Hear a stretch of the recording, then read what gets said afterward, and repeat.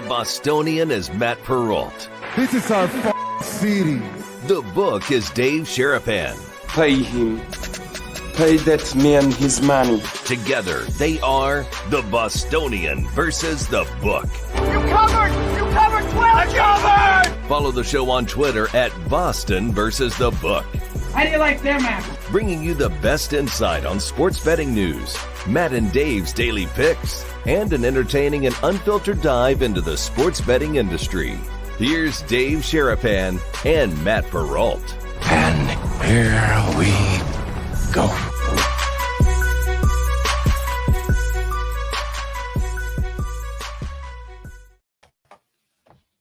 Happy Wednesday, everybody. September the 6th for the Bostonian versus The Book. If you guys are listening on Sirius XM, what is up? We have the right show, hopefully, on tonight. You guys missed us yesterday. Yesterday was our debut. Just the wrong show. Dave Sharapan, The Book. Matt Perrault, the Bostonian. With you a little bit late. Dave had to go to the doc. We're all good, though, right? We're all good? We're all good right now. Yeah, we got some further tests to evaluate some things. Somebody already hit me in the chat. Hope Dave's heart is okay after Jessica broke it yesterday. It wasn't yesterday. It was Monday, Mr. C, but good call. Yes, we're good to go. We're ready to go. We got a show to do right now. But she did get double billing because it was on twice. It was on Monday and Tuesday. So he may have saw it last night and thought it was last night because it was technically last night. Damn. She got double. Made the debut on the radio. She made the debut on the radio. Yeah. Man, contract negotiations are going to go up. This is going to be brutal. So we were on an hour later than normal on Sports Grid TV and now on Sirius XM channel 159, which is Sports Grid's XM channel, 10 p.m. Pacific time, 1 a.m. Eastern time. We are now on there again tonight. So look forward to seeing you guys on the replay for watching it. We got a lot of people in town. You went and already saw our friends. The bread men are in. They're here. They're here. They got smooth ride on the plane, smooth ride from the airport down to the strip.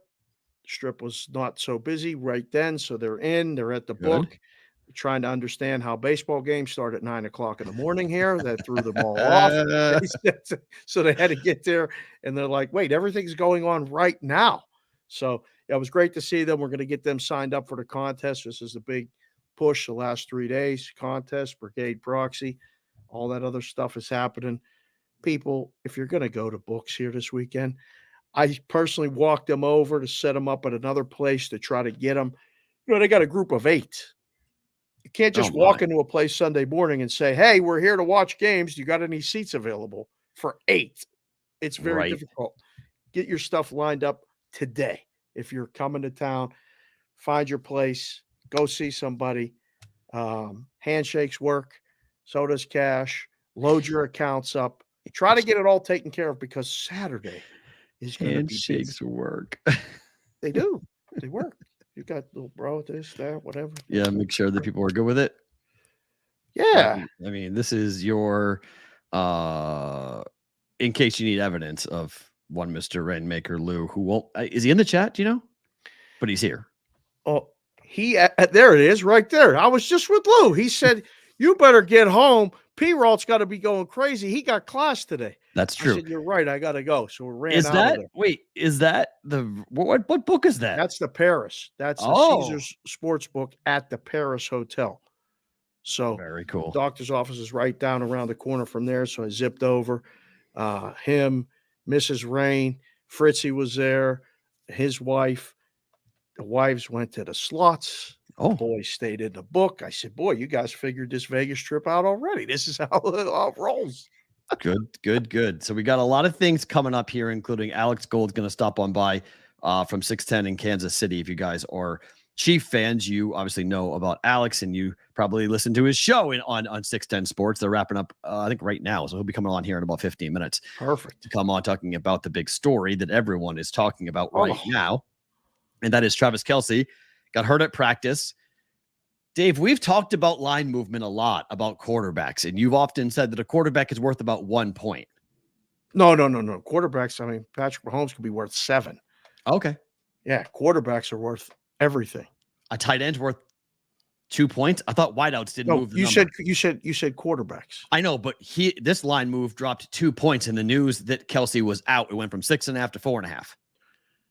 This is going to be a new thing if tight ends, although he is the best tight end, and it affects everything they do offensively. If he's not going to play, people are going to bet the dog. It doesn't mean it's going to win, but that's going to dictate line movement for sure. His brother was on WIP this morning in Philadelphia. He obviously plays for the Eagles, offensive lineman for the Eagles. And he said that he had an injury similar, that it's more about the swelling and the bone bruise as long as the ligaments are intact. And the joke everyone's saying is that the Chiefs believe the ACL is intact. They got believe. Yeah. Like, what do you mean believe? Like, we got to know, don't we? That's something we got to know, not believe. They believe it's intact. So I don't know what that really means, but to me, that would lead me to believe that he's not playing tomorrow night against the Lions. So he will be out, and I wouldn't play him anyway. I mean, the Chiefs have got bigger aspirations than just one game and one. Who cares? It's the showcase for the league. I get it, but this is why I picked the Chiefs to not repeat. Because of you knew Kelce was going to get hurt? No, this is what happens. I mean, I can't wait to talk to Alex about this, because I was getting tweets at me last night. So a Chief fan said, this is the worst collection of talent an MVP candidate has had to play with since Tom Brady with the Patriots. A lot of Chief fans who were very concerned. And I pointed it out all summer. Look at the receiving core. If Travis Kelce is not on that team, if Chris Jones holds out for a long period of time, right? Travis Kelce misses a month, right? Get the knee right, get everything perfectly. I mean, they may win 10 games. They may be a wild card team. 10-7 is still, it's not 12-5, but 10-7 is still playoffs. In this division, I don't know. So playoffs, I think 10-7 is in the conversation. It's not guaranteed, but it's not a division winner. It will be in some divisions. Well, not in the West, I don't think. Not with the Chargers being in the division. I think the Chargers are going to win 10 games. Okay, well then it's going to come down to tiebreakers in that situation. The first order of business is we'll talk to Alex. We'll get what he knows here, because the first order of business is tomorrow. We got to know if he's playing, and then the world's on the Lions anyway. So now the world's going to be even more on the Lions. It's a lot of Lions love. There's definitely a lot of Lions love, which again, he bet against the Super Bowl champs. This is a regular thing. I mean, what is the last repeat winner?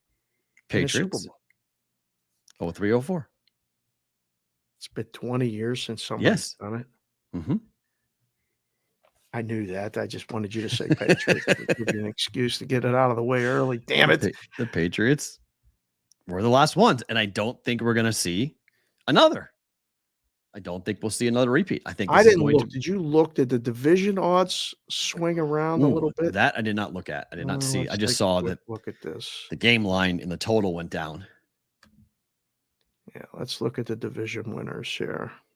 I guess, don't you have to wait to see if Kelce actually is hurt before you would move that number? Well, yeah, I'm seeing if someone bet it. This is a lot of times, look, we have very good friends in the media that are talking about bets and stuff. People bet the Cardinals to win the Super Bowl. Like people will find reasons to bet just to say they've got a really good number, and in case something crazy would happen. Right. Walking into a book today and betting the Chargers to win the AFC West at 3-1 looks great if Kelce's hurt, like for hurt, or the Broncos even at 6-1. Mm-hmm. The Raiders are 17-1 at FanDuel to win the division, which is the second worst odds to win a division in all of football, other than said Arizona Cardinals. So I don't think anybody's walking in today and betting the Raiders. No, not with the Chandler Jones news either that we'll get to here in a second, but there's a lot of negative things going on in the division. Big expose on the history of Sean Payton that Seth Wickersham put out today on ESPN.com. The headline is that Russell Wilson got a little bit of a wake-up call from his head coach. According to the article, Sean Payton has done things like show the team a video of a Ford Bronco, a 2022 Ford Bronco, being driven off of a cliff. He's the coach of the Broncos, guys. Oh, He's a coach. Okay, that's clever. All right. I was like, why did he do that? What's wrong with the Ford Bronco? Gotcha. Letting the players know that last year is over, that was last year's team going over the cliff. It's gone and done. Okay. And reportedly told Russell Wilson, in order to salvage his career, he needs to focus less on Russell Incorporated. And will you fucking stop kissing all the babies? You're not running for public office. That's a direct quote. It's a direct quote. Got Will working right out of the gate. Is he wrong? No, not wrong at all. He's right. He's 100% right. I just don't know how Russell Wilson's going to handle that. If he's right, he'll handle it like a pro. Is he right? Does he want to win? Or is Russ playing for a paycheck and a celebrity status to go ahead and do his Mr. Unlimited videos? Just saying, Sierra's his wife. I mean, they are a public couple. They do a lot of things in the public eye. It's been a while since Russell Wilson's been dynamic. He's absolutely right. If I don't know. Like now, I think I've been saying Russ is not the same Russ, obviously, for a couple years now. I think he'll handle it fine. You think this is going to be a problem? I don't know. I just know that I think Sean Payton is, according to the article, everyone in the building is shaking in their boots when Sean Payton's around. He is changing the culture in a massive, massive way. It's my way or get out of the way or get out. One of the two or three. Like this is his project. It's the last job he's going to have. Exactly. He knows it, and he is here to win. And if you're not in lockstep, the door's right there.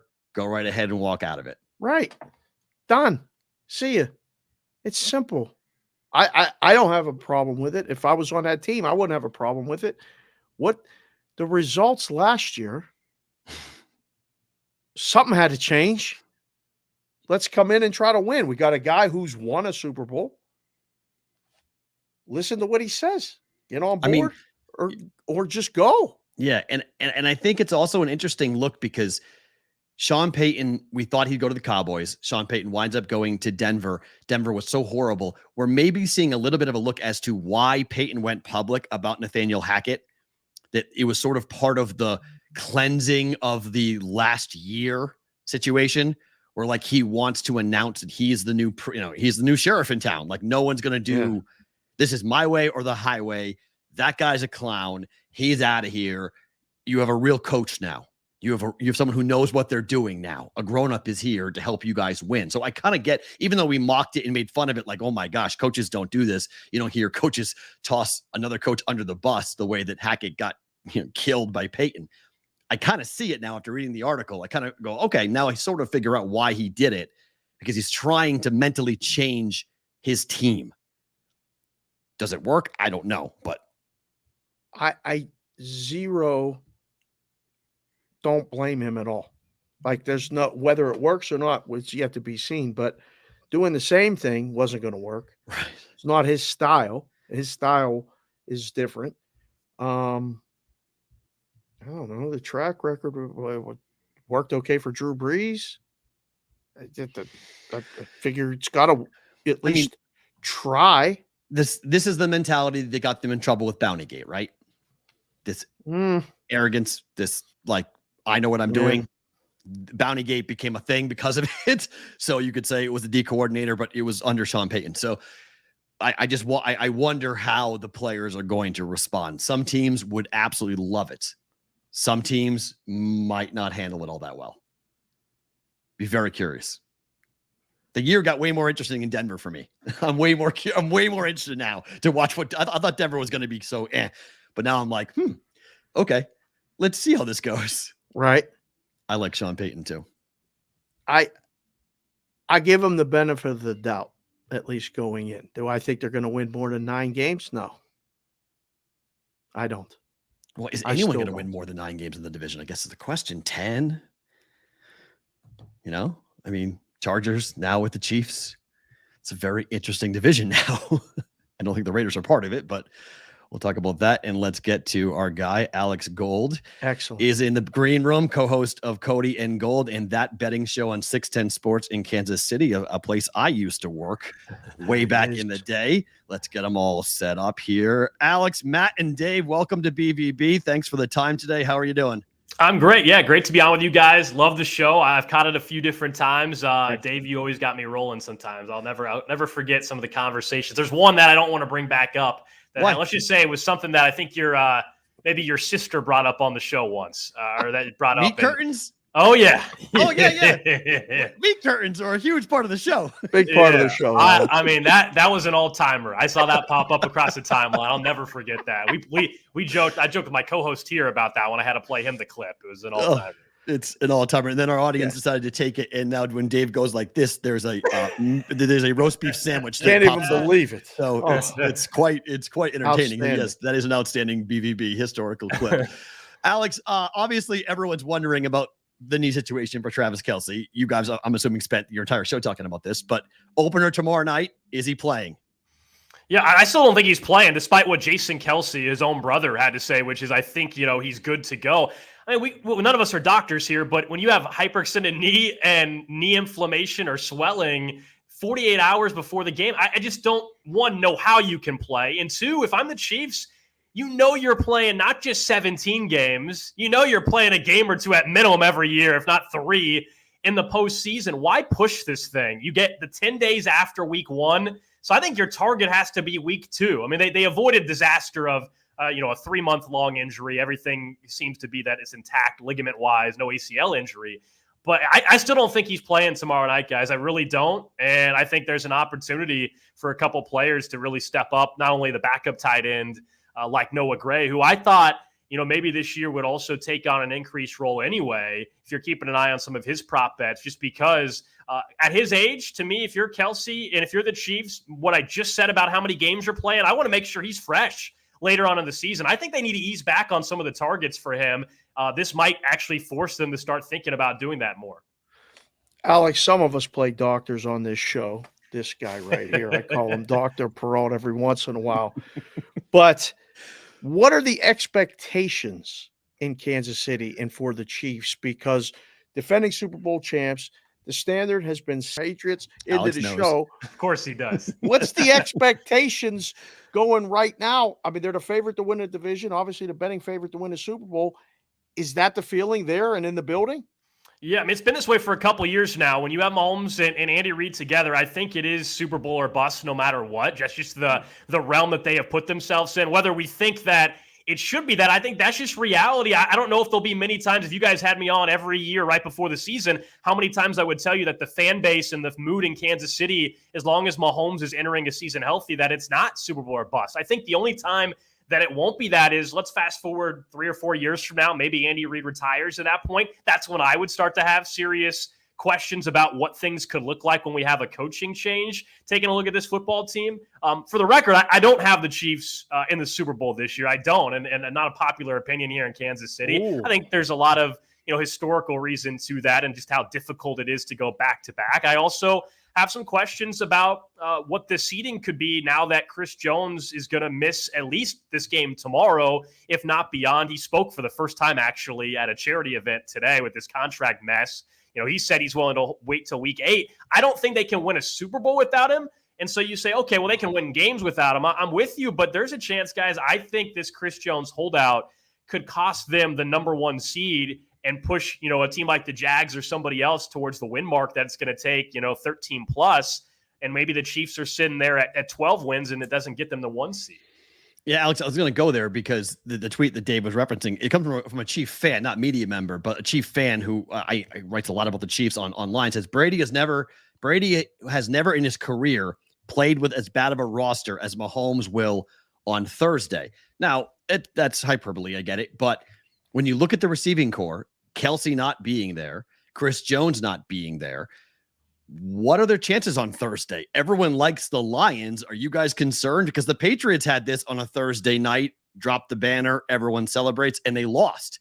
This has been in recent memory. We've seen teams who have done this and lost on Thursday night since they did this, opening night for the NFL. Can the Lions win tomorrow night? The Lions definitely can win this game. I do still think it's going to be Kansas City, and I'll give you a couple reasons why. But I mean, the Lions, and first and foremost, their formula is they protect Jared Goff. I don't know how Kansas City is getting pressure on Goff. That's my biggest concern. It's not the Chiefs' offense. It's not that, does Sky Moore step up? Is Kadarius Toney playing, and can he be a difference maker? To me, it's whether or not Jared Goff is standing there all day long without any pressure, and the corners, even though I think Trent McDuffie and L'Jarius Sneed, who, by the way, Sneed hasn't practiced a whole lot the last month. He's dealing with some knee inflammation for Kansas City in their secondary. Can the secondary hold up against Amon-Ra, St. Brown and company? I think we're in for a shootout.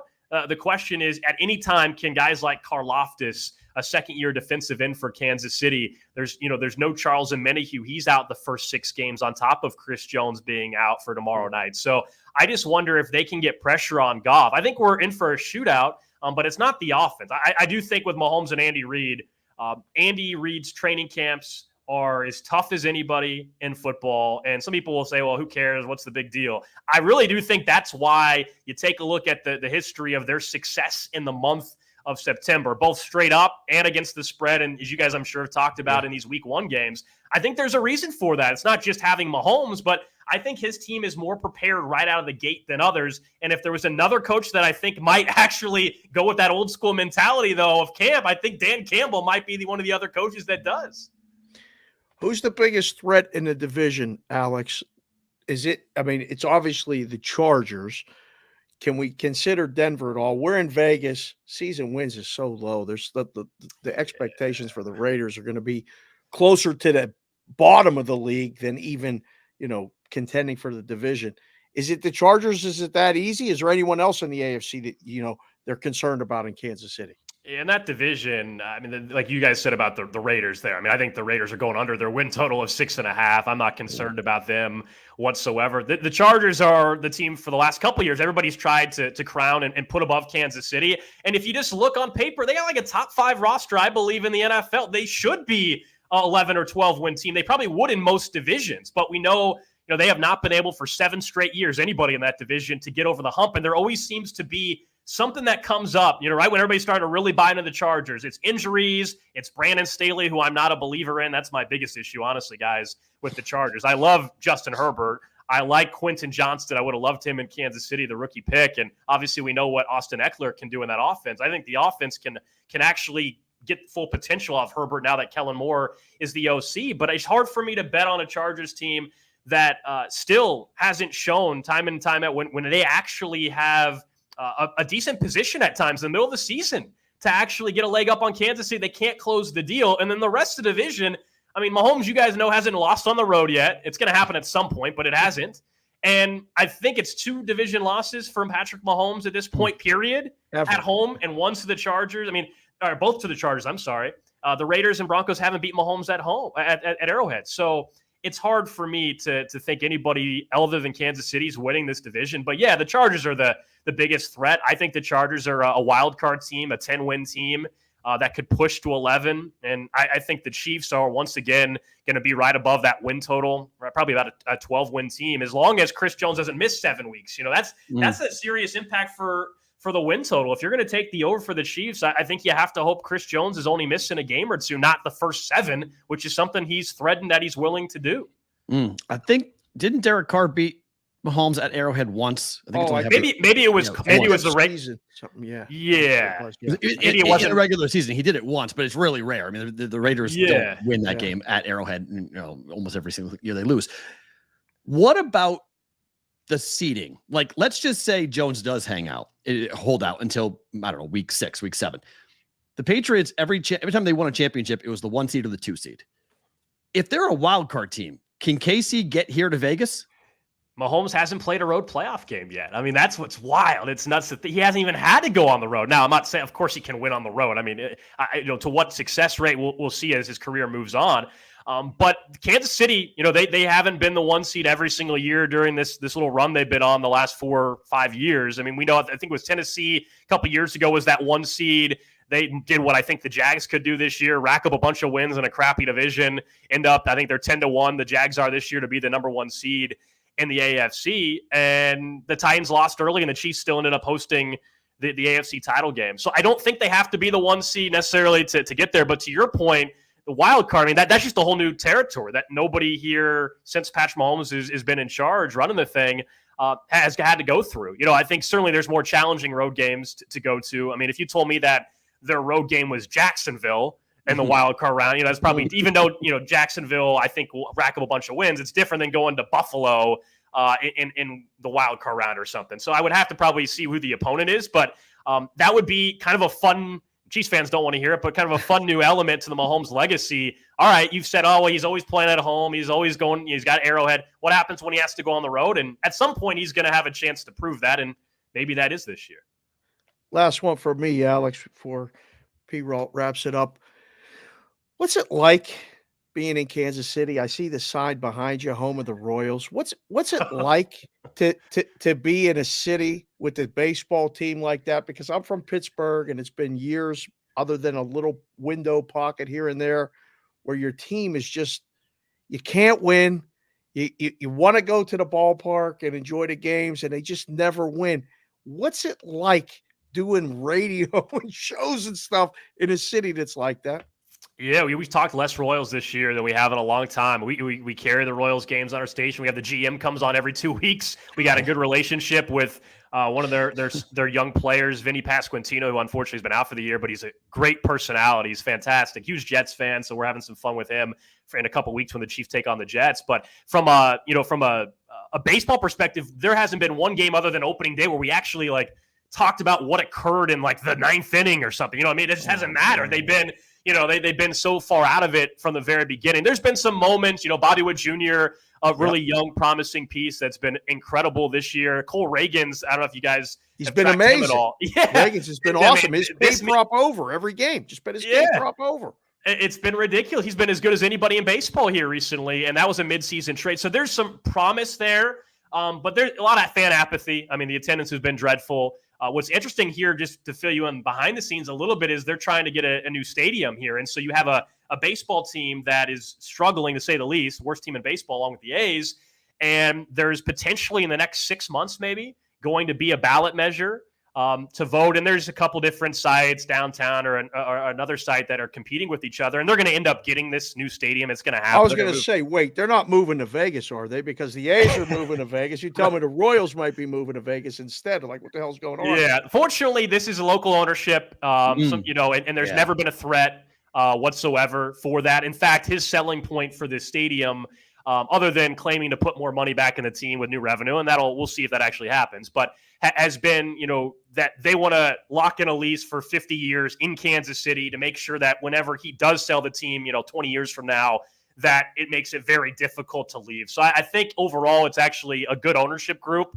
They're going to have to, I think, to help with the vote, though, go out and spend some money and make some moves this offseason if you want to get people on your side. Because right now it just seems like it's a billionaire asking for a bunch of money from the public for a bad baseball team. And a lot of people believe that, hey, show me you can win before we'll build a new stadium. I don't, that's usually not how it works, right? It should work that way, but that's just not how it works. $2 billion stadium that they want to build in downtown Kansas City would be pretty cool. The specs are pretty neat as to what they would do if they get to replace Kaufman. All right, we'll get you out here on this. Watch the Netflix documentary. I still have a difficult time with Mrs. Mahomes. She just rubs me the wrong way. But it was really interesting to see how, at least what they showed, that the Burrowhead stuff really pissed off the Chiefs. They really did not like the fact that they ran around, that the mayor did it in Cincinnati. The Bengals play at Arrowhead Stadium on New Year's Eve. Ooh. What is that game going to be like? And is that the big rival? I mean, are the Bengals the hated team in Kansas City? No question, man. Yeah, they've surpassed the Bills. The Bills have won at Arrowhead multiple times in the regular season, but Kansas City has taken care of them in the postseason. And there's almost this feeling that Cincinnati's leapfrogged them in the pecking order of challengers, even though Buffalo could come to Arrowhead again this year and win in the regular season. But they kind of have been pushed aside. And I think Josh Allen is still great, and they are a team that's going to factor into the conversation. But yeah, it's the trash talk that wasn't occurring with the Bills. It's not just Cincinnati beating the Chiefs in an AFC title game the year prior, of course, which is going to fuel anything. But it's the trash talk. I mean, it's the Pat Who stuff from Jamar Chase, Mahomes responding back with the photo with the rings. I mean, you remember some of this stuff with Brady and Gronk a little bit. That's the kind of stuff that fuels this rivalry. So there's no doubt it is Cincinnati, and hopefully that's a game that we're talking about, is for the number 1 seed or whatever it may be at that point in time, if both quarterbacks are healthy. But that's going to be wild. Yeah, there's no doubt that's a team Chiefs fans really can't stand right now. Very cool. Alex, for folks, we have a lot of Midwest people who watch the show and listen to the show. If they want to get in touch with your stuff, how can they do so? Yeah, appreciate it, guys. So on X or on Twitter, whatever we're calling it these days, at Alex Gold. And then locally on the radio, I'm on 10 to 2, 610 Sports Radio. And then, as you mentioned, I do that betting show here locally. And then I do some work for BetQL on the weekends, Countdown to which simulcast over on CBS Sports Radio. So I appreciate it. Good to talk to you, Matt. It's been a while. Good to you, man. Congrats on all your success in KC. Enjoy the football season. Should be a lot of fun tomorrow night at Arrowhead. Hey, thanks, guys. Thanks for letting us behind the curtain. Alex Gold from 610 Sports joining us here on the Bostonian versus the Good book. Good stuff to get that. So obviously you're now a legend. So that's what that means. Meat curtains, Mikey Awesome. You got people paying attention in Kansas City to your meat curtain. It's fantastic.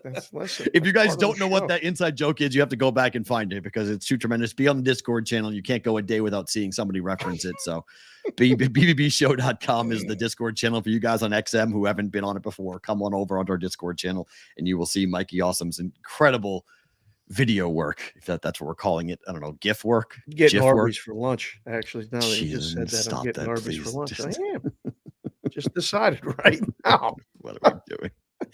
Well, from that conversation right on to it, because there are 3 players, all defensive stars, who could miss week 1. So it's Chris Jones, Nick Bosa, and Brian Burns. Nick Bosa of the Niners, he wants a lot of money, and they owe him. They should pay him what he wants. Brian Burns is the captain of the defense for the Carolina Panthers, 16th pick in the 2019 draft. So he wants more money because his 5th-year option got picked up. And Chris Jones of the Chiefs, he wants a lot of money. And he, as you heard Alex say, he's willing to forfeit a $500,000 signing bonus, workout bonus, to get a deal that he may hold out for until week 8. Do defensive players matter to you from a line perspective?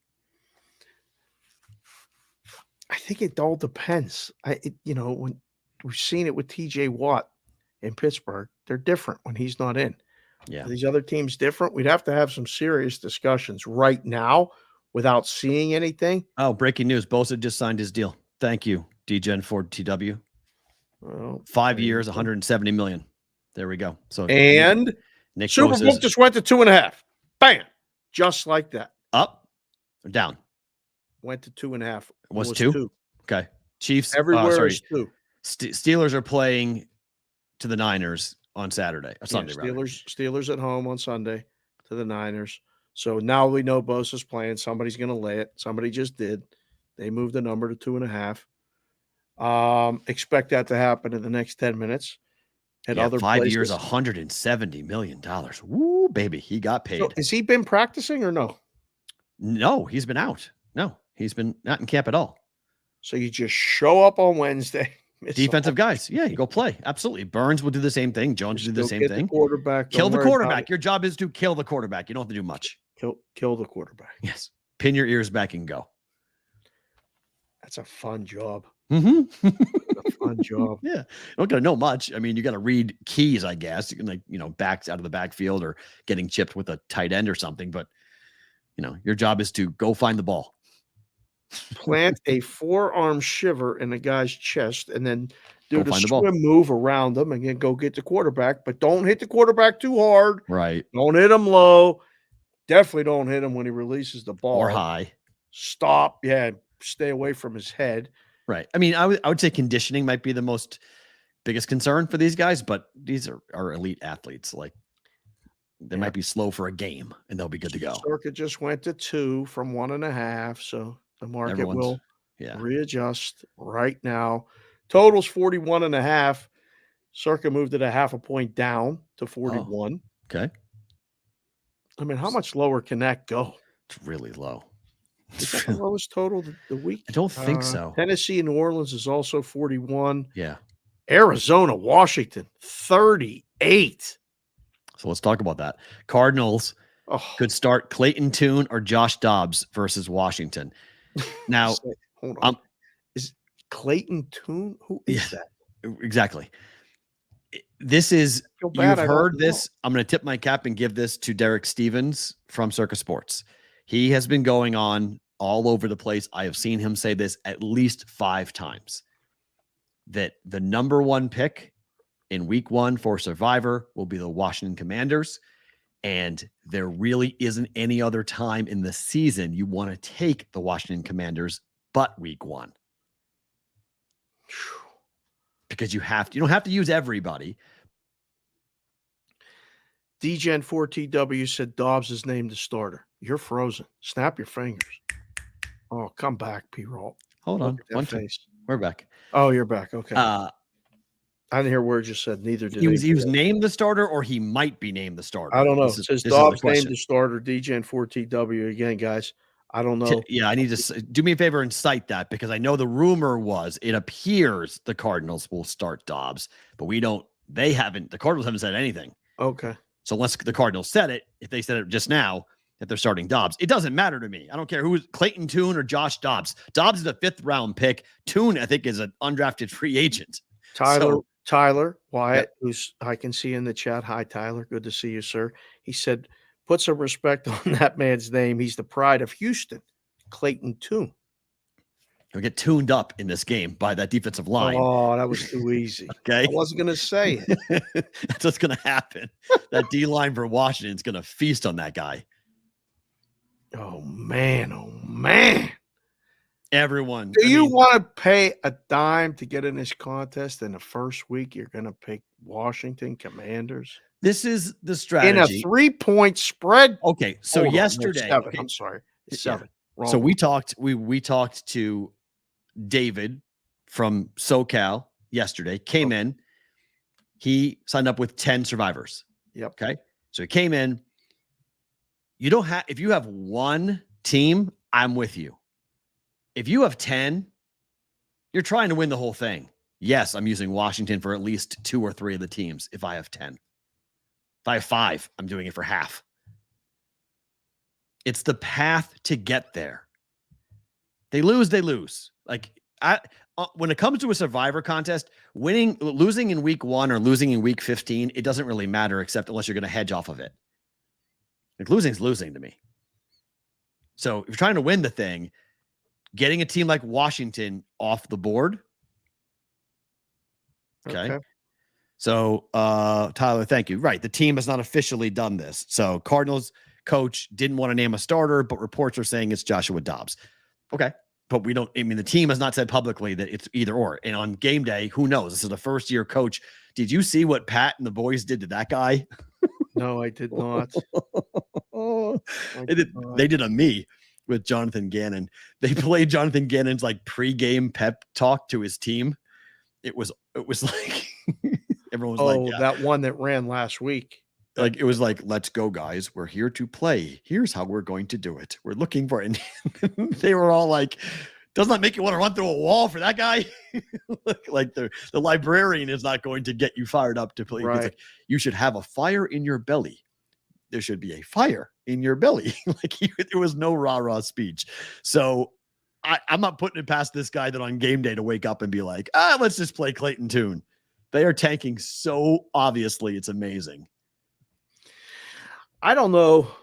It seems like them or the Ravens are the obvious choices. Washington. Ravens are 10-point favorites, and I saw a stat that's not good for the Ravens when they've been double-digit favorites in week 1. They haven't covered very often. I mean, for the Survivor. Right. Yes, right. Ravens or Washington. But do you want to blow the Ravens in week 1? I want to win. Okay. I just want to win. I'm not worried about saving anybody. I'm with you. I think that's a good angle. I agree. Survive in advance. But, I mean, Derek's opinion is you should reverse engineer the entire season. Right. You should go back to week 20 and go back and figure out who you're going to use all the way through. And that's how you get to Washington in week number 1. It makes perfect sense. It does. Until the Cardinals and Clayton Tune has a great game and takes out half of the contest. This will be close to half the picks. It should be, because they can't. The Cardinals are not winning this game. The Cardinals are going to win 2 or 3 games this year. And in week 1, no. Everyone's healthy. Everyone's there. Everyone's fresh for the Commanders. No. No. Cardinals are not winning. I don't know about covering the 7 points, but the Cardinals are not winning. Would you use Seattle at home against the Rams? Another one that's good. Yep. I'm sneakily really high on Seattle. Jackson and Jigba's playing. They got 3 really Minnesota good against Tampa? No. Can't use that game? Minnesota at home and a home opener against Tampa? Tampa? I bet the under 6.5 wins for Tampa. I need to see. I want to make sure I'm right on Tampa. Right. I want to watch this and make sure they're going to be as bad as I think they're going to be. Guys, it's only Wednesday, but put your favorite pick, everyone in the chat. Because we're doing this Friday. I didn't even tell you this. We're doing this on Friday. We're doing what? You and I are each gonna do a Survivor contest, not for money, just here on the show. We're gonna go through it. We're gonna just go through it and see how long we can stay upright. We also, if we're gonna do that season win contest, we have to talk about it tonight and then do it tomorrow. The one we were gonna do for the Brigade, the Warriors, we can't do. I mean, like, if there's a vote, we can do it, but you can't do it for money. So, like, I can put it in the under me as the other, BVB Brigade 2 or whatever. Right, but the money has to come to us. If anything gets won by it, right, you guys can't win any money because it was a huge red flag. Right. So we got the stop sign put up. So apologize to everybody for it was a good idea, and it still is a good idea. You guys can compete, and then what we can do is maybe, have a party with it or something. Right. I don't know. Highest paid player in defensive player in the history of the league, Nick Bosa's contract. Really? He just got paid. He just got paid. Holy. Highest paid defensive player in the history of the NFL, Nick Bosa. Jacksonville was Mr. C's pick, but it's Ravens, Washington, the Bills. Wow. Justin Elkins going on a limb with the Bills. Against? The Jets on Monday night. Okay. Wow. No, thank you. At the Jets. No, thank you. Son, if you think that, just put $1,000 down money line on the Bills, because that's wow. No, I don't like the Bills, but I'm not betting the Jets for a while. I want to see. You have to have a lot of data gathering for the New York Jets to find out what they're going to be. Wow. Weird deal here in Vegas. Chandler Jones, who arguably is the second most important defensive player on the Raiders defense behind Max Crosby, is AWOL. He's not with the team. The team is playing Denver in week 1. It's a division game. It's important for the Raiders. They are going to be right now one of the worst teams in the AFC unless things are going to be very different. They have the talent to be different. If Garoppolo really plays well, offensive line protects, defense can stop anybody. But without Chandler Jones, this is not a good situation. And yesterday, Josh McDaniels wouldn't even address it, saying it's a personal matter. On social media, though, Chandler Jones is really mad at the head coach. It's not good. Has he been in camp or he has? He left camp. Yes. He left the team. I think on Tuesday morning, he left the team. Yikes. What is that total? 44. Wow. Line's only 3.5. What does that say about Denver? We don't know yet. The Raiders, this is the first year in 3 years. This is the first year in 3 years I'm not betting the Raiders over their win total, because I don't know. But they could be sneaky. They could go 7-10. Sneaky is 7-10. Sneaky's 9-8. No, but sneaky is beating teams when you're not supposed to win a game, and they'll win a game. There'll be a tougher out than people think. Every team usually rises up and does that once. So, I mean, if you win more than 6.5 games, you win 7 games.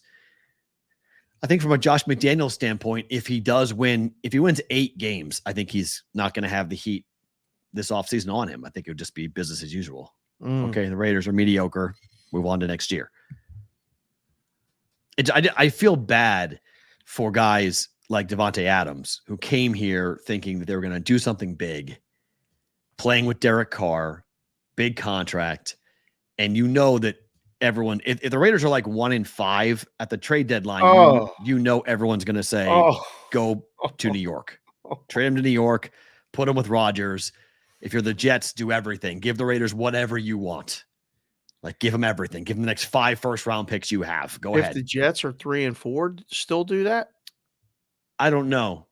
Good question. If they have a losing record after the first 6, I forget which week is the trade deadline. Like week 7, week 8 is the trade deadline? Right around Halloween, right? Yeah. So, I mean, I just think if the Jets are, I don't, if they're good or bad, I think you're going to hear a clamoring. It's all about the Raiders. If the Raiders are bad, you're going to hear Jet fans and Jet media say, go get Davante Adams for Aaron Rodgers.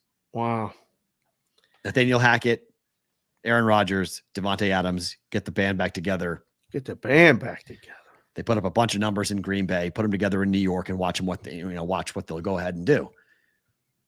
I mean, you put Davante Adams back with Aaron Rodgers, I might actually come around and say the Jets are going to be good. Showtime, yeah.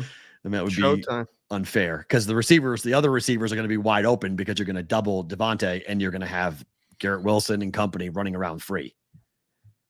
And they got the running back. Yeah. And they got multiple backs now, right? If they got him. I mean, if I were the Jet, that's what I would do. The Raiders can't trade Adams right now because that's punting on the season. He's the only real star player they've got. That would be bad for the Raiders. One star just came in the chat and said, if the Raiders win more than 6 games, I'll go streaking down Las Vegas Boulevard to celebrate. I'm going to hold you to that, bud. 1 star running down the strip. I'm gonna come and tape it. I'm gonna come and tape it because it could happen, dude. That could happen. I wouldn't announce that if I were you. That would be.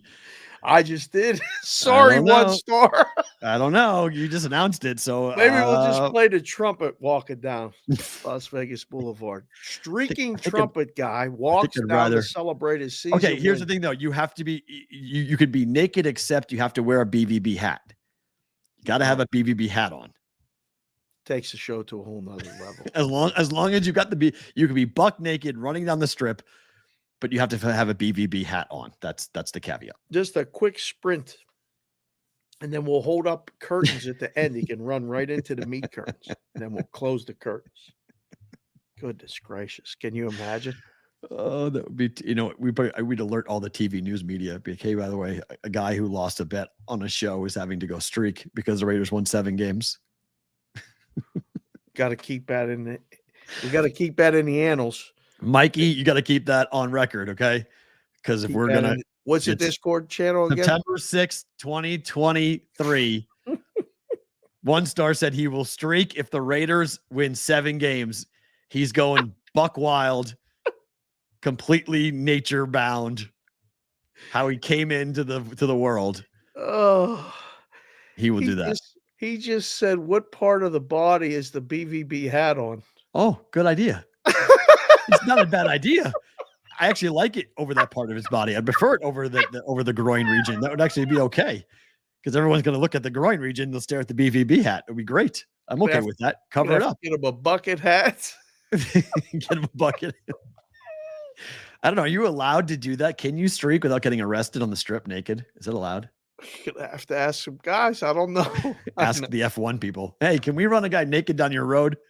Just quick. It's not going to be long. Just a quick sprint. Oh, goodness gracious. Like most things with guys. Here we go. I need listening glasses for you, Dave. American Gaming Association is projecting that 73.5 million Americans will bet on the NFL season. That is 28% of adults in the United States plan to bet this season. Among those considering themselves NFL fans, 37% plan to place at least 1 wager on the league coming up this year. 30% of the league, Dave, that is nearly 1 in 4. 1 in 3 of NFL football fans will bet this year on NFL football. Do you even remotely believe that this number is accurate? I'm going to call Casey myself. Say, where did you get this number? Like, that's a lot of people. Now, what does bet mean?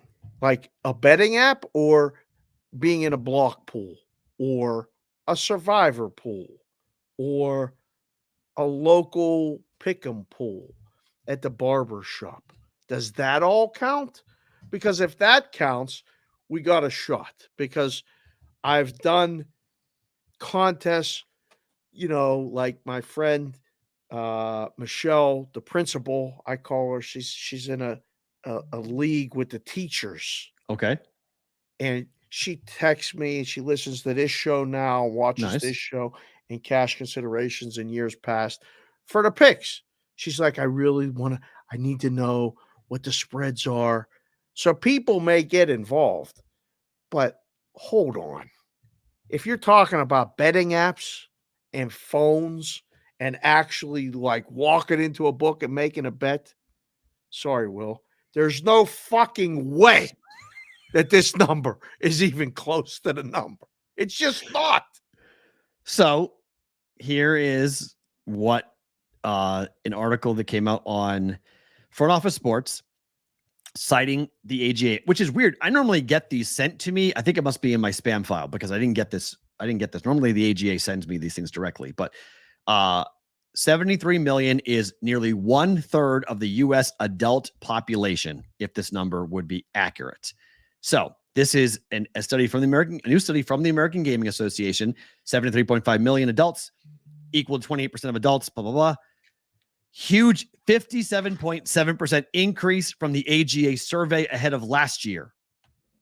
The 2023 number includes those who plan to make informal wagers among friends, fantasy leagues, and betting pools, but still 49.7 million American adults, 19%, plan to place a bet online or at a casino or with a bookie this season.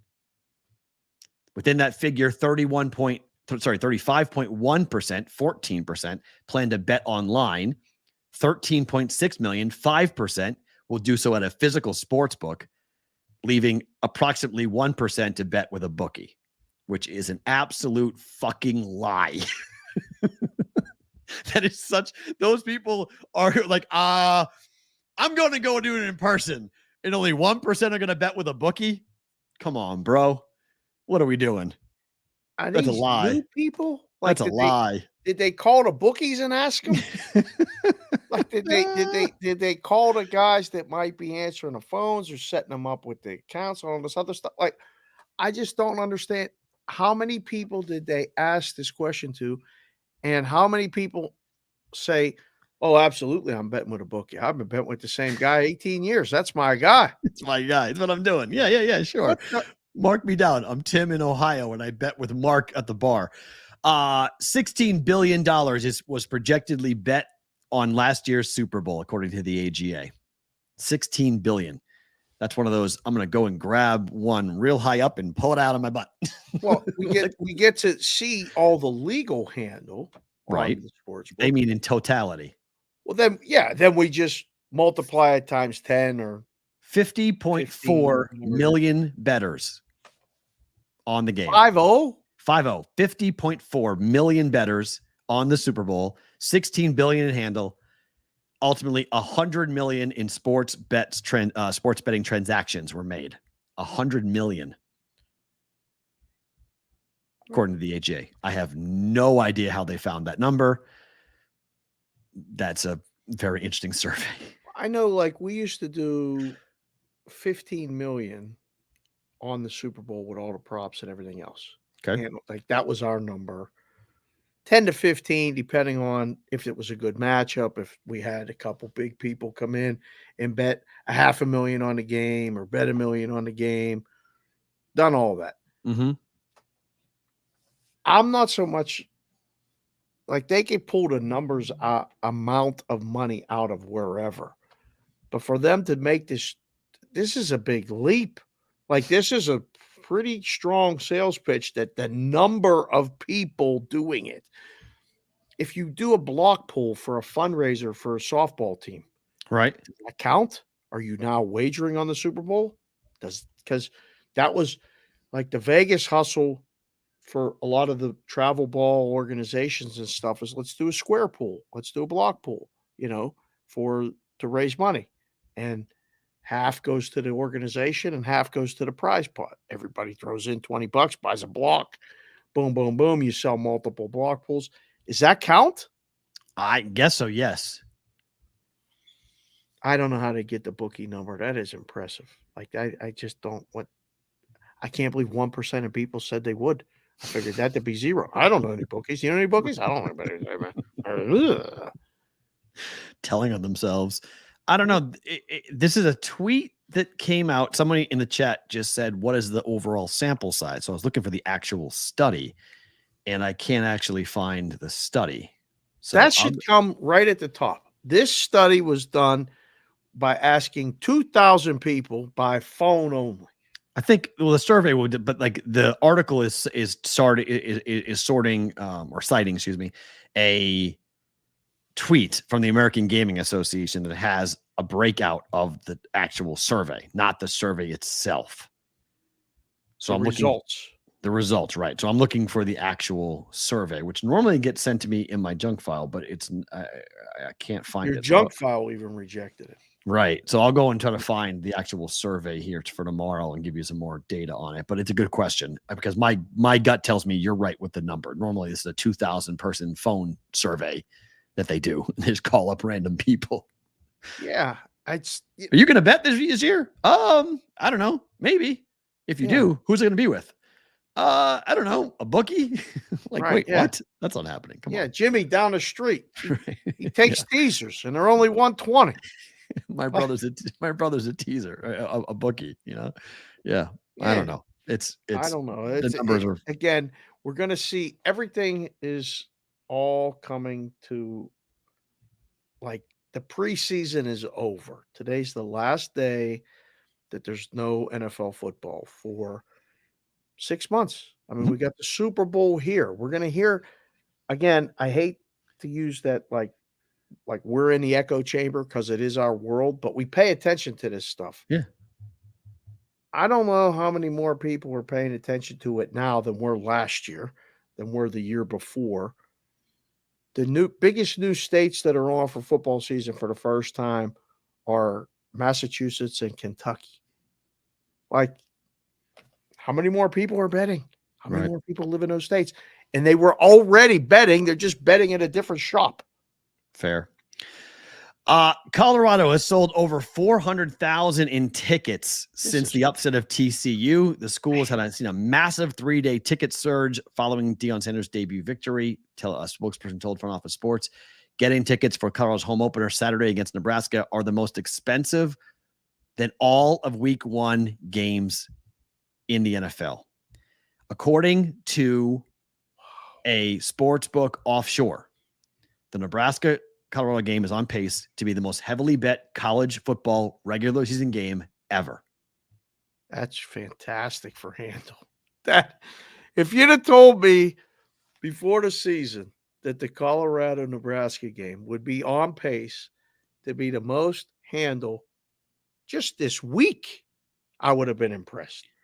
Right now, season, there's only one game that has a higher handle individually. It's only one game on the NFL slate that has more tomorrow night. Well, yeah, that's a time-sensitive thing. Yep. Yeah, so it'll be as of once the game Thursday goes off, the Colorado-Nebraska game will have a larger handle than all the Week 1 games in the NFL. Well, and again, it's a competitive spread. It's 3. He captivated the entire country. News stories, not just sports, not just bettors. This has everybody waiting to see what happens on Saturday. And now you have the ability to bet your opinion from your phone immediately. So the handle should be up. Now, will it be the biggest handle game of the weekend? Probably not. Really? No, the Dallas and the Giants Sunday night with all the handle combined, the parlays that roll to Sunday Night Football. Sunday Night Football is gigantic. Okay. It is so big. I don't know if this is the biggest handled game in regular season history at certain books. What's that awesome number going to be? 500 million? Oh, I don't know. I mean, what's a book? AGA. It all depends.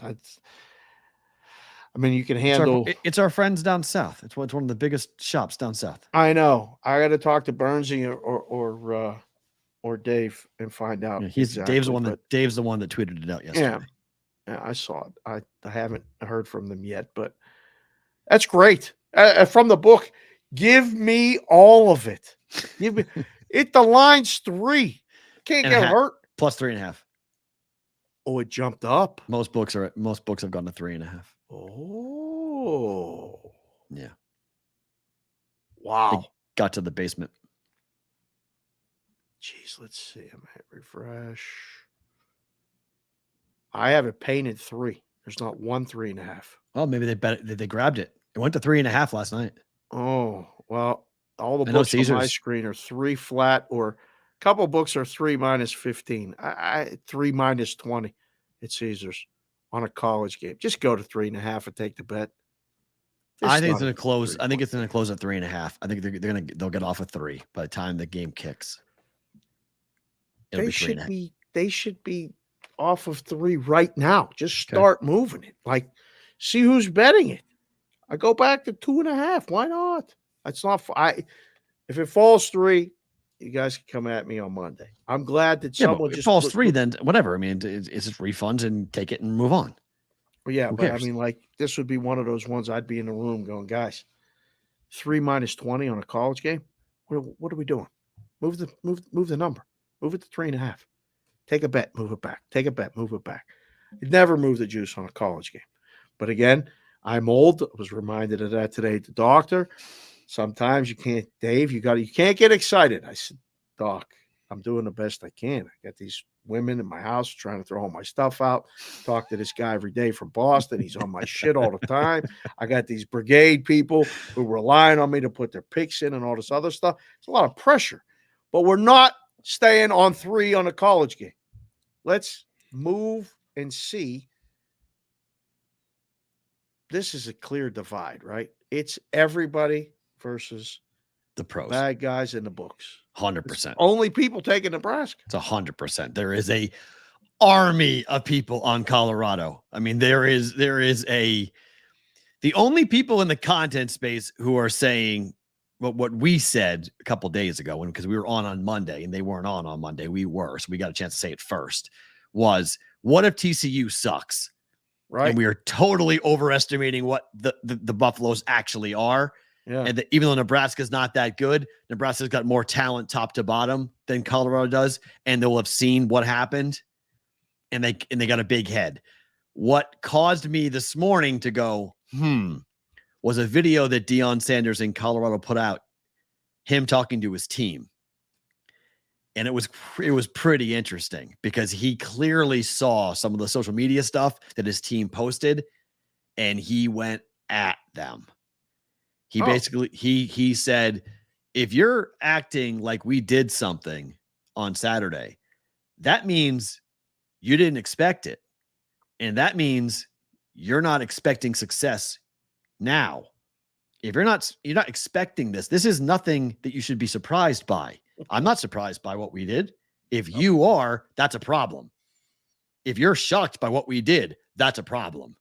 Like I was like, okay. I was like, this is because the room was dead quiet. I mean, silent. Dad was laying down the wood on the team. And I went, okay, that's really good. That's different than what he said in the post game. He made it about himself. He went at the media, but maybe the kids didn't hear much of it. Maybe they don't care. But in that prep room with a big Nebraska game plan behind him, which he didn't care about that being out there. He let everyone else look at it. He didn't care. He went at his team. And I went, all right, maybe you're going to talk me into this because Nebraska loses every game by 1 score. Right. So laying 3 may not be a bad idea. I think the under is the even better play, though. I think the under is the best play of the game. Yeah, the under got, well, it's 59.5 in a couple places. Yeah, it's going back up. It's perfect. I make it over 60, which would be great. Yeah, it might. I don't know. I can't wait. Again, Saturday morning, we're going to be really busy doing our thing, but we'll have the game on and we'll be paying attention. I'm sure there'll be some yelling about some other stuff. Oh, we're doing this, whatever we're doing. But I love the narrative. I love the fact that it's just brought back Colorado in general, but this part of all of college football is what I love about it. Like this is fun. This is good. I don't know. There's probably 15 other games that are going to be better bets. And 50, maybe 50. Yeah, I was going to, just on a board on Saturday. Yeah. I mean, there's so many good games. There's much better betting opportunities. The number for audiences, though, it's set up perfectly to go from Colorado, Nebraska into Texas at Alabama. That's your Saturday. That's the entire. Yes, it's going to be great. Yeah.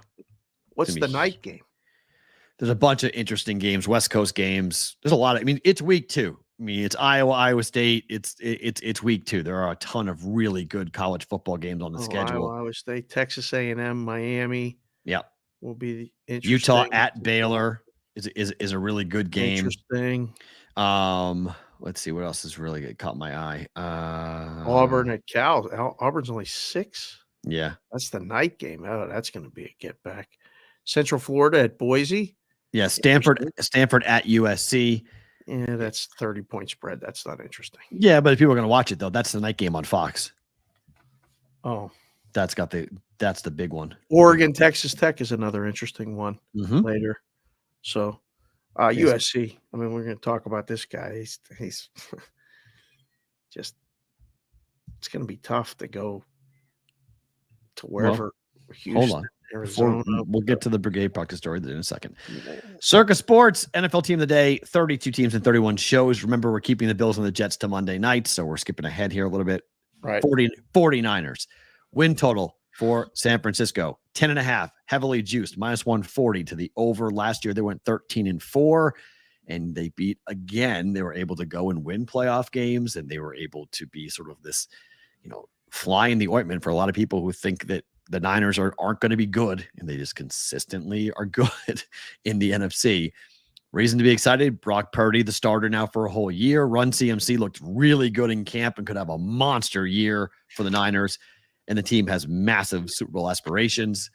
Concerns? Well, Nick Bosa, that's over. So I'll cross that off. Nick Bosa now is in camp, so we're good with there. Yep. Brock Purdy, though, is got to prove that he can do it for an entire year, and the schedule is not the easiest for the Niners. So before we look at the schedule, 10.5 over for the Niners. 5-1 in the division. No, Division's bad. But they beat the Cardinals twice. They beat the Rams twice and split with Seattle. With Seattle, it's 5 wins in the division. Be very surprised if they lose the 4 games against Arizona or the Rams. So at worst, they split with Seattle. 5-1. They don't find 5 more wins or 6 more wins out of the other 11 games. It seems like an over. It's a really good point. That's a really good point. Here, you always that's how I would do the numbers. Like I'd start in the division. What's the record? I mean, a worst is 4-2. At worst. So, now we go through the rest of the schedule. This seems like one of the best plays over on the whole season of all these teams we've done for this thing. Yeah. This feels like they got to win 11 games. Wow. You may have just talked me into taking it to go bet it. Here's the schedule. Try to find the hiccups. I mean, they're losing in Pittsburgh week 1. You think so? I do. How come I don't think so? I don't know. This may end up being a square play, but I'm on the over. I mean, I'm on the over for them. So for the game, what do you mean the over? For the Niners, sorry, for the Steelers, I'm on over 8.5 wins. Oh, yeah. So, pardon me, by the way, that's your 49er. What the? What is How that? was that guy? I have no idea. What? Golden. What is he wearing? I have no idea. It's the weirdest of all the ones we put up. That might be the weirdest one. What? He's made of gold. He's a 49er. So I don't know. That's a weird ass logo or thing. Look, I think they're going to open up at worst 1-1, very possibly 2-0. They're beating the Rams on the road. Okay. So yeah, so I got them 1-1. 3 straight home games. Giants, Cardinals, Cowboys. 2-1 at Lose worst. one of those? I don't think so. No. I mean, at worst, say they lose one of those, they're 3-2. At Cleveland, at Minnesota. At worst, they split those. Okay, there's 4. So Cincinnati. 4-3. 4. Cincy at home. They'll win that game. 5. I would agree. That's a great bye week. Week 9. Perfect. Right. At Jacksonville off the bye. I think they win that game. I would agree. Home versus Tampa. Win They 7. win that game. At Seattle and at Pitt and at Philadelphia. 1-1, right? Split. Right. 8. Home for Seattle. Win 9. At Arizona. 10. And Baltimore at Washington, and the Rams are left. 11, 12 at 12. the bottom. Right. So I mean, what the hell? That's not even saying. I mean, they could win 14 games is the ceiling, but the bottom. The only way it's bottom is Purdy gets hurt again and they have nothing. Like, right. Does Debo play quarterback? See what I'm saying? I mean, they can't. You saw what happened. Right. There's no backup plan. You saw it in the playoffs. As soon as Purdy got hurt, they were running the ball every play. It looked like it was the wing T offense, and it was. But over. they like Sam Darnold. Like they got a backup plan. They feel like they're comfortable with their backup right now. That if Purdy got hurt, that Darnold could come in and be a serviceable guy and could win some games for them. That's why they traded Trey Lance, because they're like, look, we're good. We trust Darnold. We don't need Trey here. Let's get the contract off our books. All right. So we could go. I mean, Darnold is a serviceable backup. I don't think is he going to take the job with a slow start? Like, no, there's no. They don't want that. They'd have to get off to like a really bad start, but they run the ball so much that the quarterback's like a point guard for that offense. I mean, you've got Debo Samuel, you have Kittle, you've got Run CMC, you've got a really good offensive line, and you're going to run the ball with all 3 of those guys basically, except for Kittle. So like, the quarterback just needs to get the ball out to the right spot. Right. You don't need to be an elite, talented guy. And Purdy's a smart dude who knows how to put the ball in the right place, like at Iowa State, get the ball out at the right time to the right spot. And he does that really well. This got to be over. If it was our place, we'd be using 11. Ooh, okay. Forget this 10.5 juiced over minus 140. We'd be 11. I think they can go 13-4 again. Peak is definitely 13. Perfect is 14. I think the bottom. I mean, there's an alternate total. Brandon just came in the chat and he has over 11 at plus 120. Love it. Alternate total, but you can still get plus money on over and a push potential. I love that bet. I got to go find that bet. I love that. I'll trail that. I like that a lot. Oh man. So what's the plus bottom? Money? What's the bottom? Like 9 and legitimately 9 and 8. I don't even, I think it might be 10? 10 and 7. So are they the number 1 seed in the NFC? Right now, yeah. Numbers wise would tell you that, yes. If odds San wise, Francisco is the NFC representative in the Super Bowl here, it'll be read out. It is going to be nutso here. They will come in droves. When the Niners are in the Super Bowl, period. Yeah. Let alone, geez, the prices, they will come with bags and bags of money, not to bet it, to take over the whole city. They'll look like this guy. Don't bring this guy. They'll look like that guy. Just coming with made of gold. They'll just come in like that. And just that's what that guy will be. It'll be him. Just coming with nothing but, and yes, it would be, but I think it's very possible. I mean, it would be really funny. Ravens versus Niners would be a really fun Super Bowl. That's old school smash mouth, run the football, bang your head against a wall. Man, I was thinking about it yesterday. Took a picture. I'd go down to the stadium, shoot a video and all this stuff. And I was excited. I'm like, I'm actually going to live in a city where there's a Super Bowl. Like if for Me a too. kid from First for me. Pittsburgh, Yeah. right? Like they would never have a Super Bowl in Pittsburgh. They'd never have a Super Bowl in New England. It's just too cold. It's too this. It's too that. So I'm like, this would be so fun. It would be so fucking cool. Yeah. That, you know, we're living in a city where the Super Bowl is literally 15 minutes away. For traffic, it's longer. It's going to be a traffic nightmare. Yes. Luckily, F1 will be out of here by then. So that's good. We'll have that be done. Yeah. It's going to be, I just can't wait just to see the parties and the craziness. And like I told you, I want to throw a brigade party at my house. I want to bring all of our media friends, and I want to video. I want to do live streaming on our YouTube channel. People just walk around, sit down, just talk to the brigade. I think Eric could set that up. We might be able to do that in my house. Absolutely. It's going to be February. It's going to be nice. Yeah, it will. That's actually a really good idea. We'll talk about that. So, but if it's the Ravens, like I got to talk about the Ravens. Yes, you do. Bro, like I don't want the Ravens to be in the Super Bowl and be here. Not yet. But I think the Niners are a good bet, though. I think they're very, very good. Watch your ears.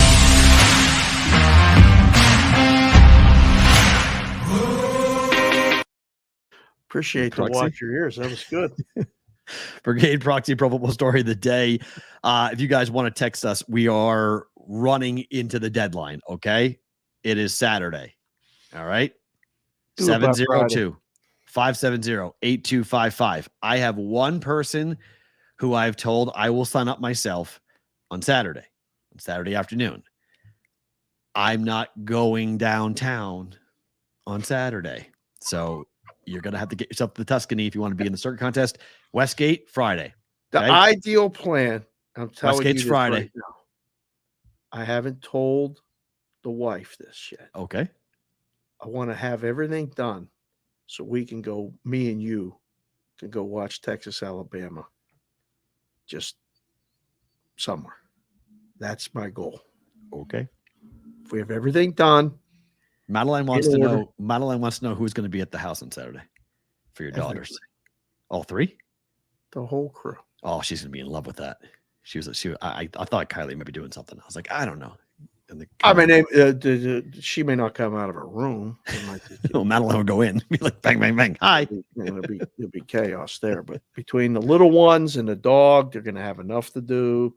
Phenomenal. He's already on duty, so we'll. Oh, good. Madeline loves her, so she was excited. I was trying to run the whole list of who's going to be around. She was like, "Who's going to be there? Can Kendall and I play Roblox?" Like, yes.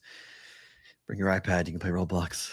So. Bring the swimsuit and all that other stuff. They can go. Swimsuit? Where? They go to the pool. Oh, wow. To the pool, the park, the whole thing. Yeah, believe me. It's just the whole activities. There's just a lot of things to do. Phenomenal. Yeah, we'll iron it all out. It's going to be fun. 702-570-8255. If you are a brigade member who has signed up with us and you have questions, that line also can be utilized. So I know Big Business had some questions this morning. You send some DMs. Just text us because then we all get it versus just that DM comes to me. So it's better to go to all of us. We all can huddle up and answer your questions, whatever they may be. 702-570-8255 is the text number. Before you mentioned something, just saw it in the chat. Brandon said the 49ers are minus 180 to win the NFC West.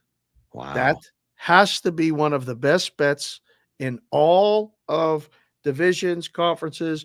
It's a head-to-head against the Seattle Seahawks. That's all it is. The Rams and the Cardinals are not going to win the NFC West. So you're laying 180 that they beat one team to win that division. That was my play on the Bettis show. You guys will see it on Saturday if you're in Pittsburgh on the Bettis show. They asked me to give an NFC division thing, something, whatever, future. And I looked at it. I said, that got to be, I love those head-to-heads. That's literally what it is. The Cardinals aren't trying. And the Rams aren't good. So all you got to do is beat one team. I mean, good call, Brandon. Thanks for reminding me. I'm going to check and see something real quick here on divisions. Well, I'll read the graphic while you're looking. Caleb Williams, again, hints he could stay in school next year. There's the division. Okay, I didn't hear about this from anybody else unless us doing this show. So minus 190. Yeah, I have two books. Minus 170, minus 190. Minus 170? Yeah. So Look around on that. So That's one of them ones where you gotta call people that really have money and say, listen, we got something here. We gotta lay this out for to win the max. So Caleb Williams of USC Mhm. has again for a second time hinted that he is wrestling with the idea that he does not like the fact that he'll have to go to a bad team. So he told GQ, quote, GQ. I've always been able to choose the team that I've played on, and then everything's been scheduled for me. But now going into the next part of my career, it's weird because it's so uncertain. You don't know anything. You can't control anything, but you and how you act. That's honestly the weirdest part for me is the uncertainty. He was asked about his father. Carl knows about it. Caleb skipped the draft in 2024. Asked, would Caleb skip the draft if he doesn't want to play for the team that has the first pick? Carl Williams, his father, told GQ, quote, the funky thing about the NFL draft process is he'd almost be better off not being drafted than being drafted first. The system is completely backwards. Oh. The way the system is constructed, you go to the worst possible situation, the worst possible team, the worst organization in the league because of their desire for parity. It gets the first pick. So it's the gift and the curse. With the caveat, Carl Williams said that Caleb gets, quote, 2 shots at the apple. So if there's not a good situation, the truth is he can come back to school. There is real. Did he just say the quiet part out loud? Yes. And I think, again, I mentioned this a couple of weeks ago, but it's Caleb Williams as a junior, right? He'll be our senior. He's a junior now. Okay, so he'll be a senior. As a senior in LA, playing for USC in the Big Ten, will have the potential, and I'm not a front office sports person, but I'm just looking at the numbers and we know that Drake May was offered $5 million to go to an SEC school. In Los Angeles, he could make anywhere from $10 to $20 million in NIL money. Again, what is Wendy's paying him to be the face of their college football ad campaign? He could have multiple. If Deion's son's going to get 4 different NIL deals and he hasn't done anything, this is the Heisman Trophy winner, maybe a 2-time Heisman Trophy winner. He could make more money at USC than he would as the first pick in the draft. And enjoy life. Isn't the goal to go to college to get a job where you make money or you live your dream and all that other stuff? You can do it all and stay there? Yes. In LA, in that life, in a team that you know you're going to be good, with a coach you love, system that you know, you're the BMOC of the utmost. I mean, you are Matt Leinart reincarnated. You're walking around USC. You do whatever the hell you want. Or, hey, kid, the Cardinals want you. They can't block. They're not going to win. Their coach is a clown. Want to go there? Because that's the situation he might be dealing with. I'm telling you, I didn't hear nobody say it until you said it on this show. And you put that thought in my head. And I was like, man, that's a good deal. If he gets all that, it ain't a bad deal to be the quarterback at USC. With this move to the Big Ten, you're going to play some teams that, now you may, I don't know if you hurt your draft stock. I mean, but if you got to go to Ohio State, you may not care. It won't matter. Yeah. That might actually. He might tank. He might play badly on purpose. Well, no. And then you get picked later in the first round, or you get picked by a team that you want to go to. Yeah. I'm going to say this again. I don't know what book has this other than maybe an offshore, maybe has it up, but I would bet, and I can't bet it here in Vegas, but when they put it up, Drake May to go number 1 next year in the draft is a good bet. It may not win, but it's a good bet. Because if Caleb stays in school, Drake May's going number 1. If the first team's picking a quarterback. I think the Cardinals will trade it to a team who will draft a quarterback. Oh. I think they want the first pick just for leverage to be able to play off of it and do whatever they want. They want to control the draft. Having the first pick is awesome. Whether you're going to take a quarterback or not, it's great. Maybe you use it, but most likely you would not. Most likely you would trade it. Right. the Panthers situation. You trade it. You're going to go up and like the Bears went ahead and get rid of their pick, go up and get them, get the number 1 pick.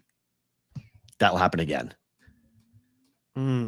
So to me, that's what the Cardinals would look to do. But I think there's a lot you can play with this because Caleb, I think, is realistically, you could say he's just angling and blah, blah, blah. But I think if there's a bad team at number 1, they like the Cardinals, if they have the first pick in the draft, I don't see Caleb Williams wanting to play for that team.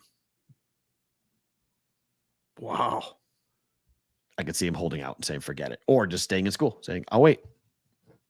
See who I want to go play with. Again, why do you want to be an NFL quarterback? The money. Right? Well, if I can play, you want to be the quarterback too. That too, but ultimately it's about getting paid, it's about being a star, it's about all the things that comes with. But you get all that at USC. You're going to get all of it. You're going to hobnob and go to the Playboy Mansion. You're going to go to movie sets, and you're going to go to the best events and the best parties, and you're going to get all of it. I mean, you heard Reggie Bush talk about it when he went to the pros. It was a step down. He was like, I went to the NFL and I was like, this sucks. I had way more fun in college. Like, it was way better to be at USC. And he was getting all that stuff. It wasn't supposed to be. Right. It was illegal. Imagine now it's legal. He can get all legal.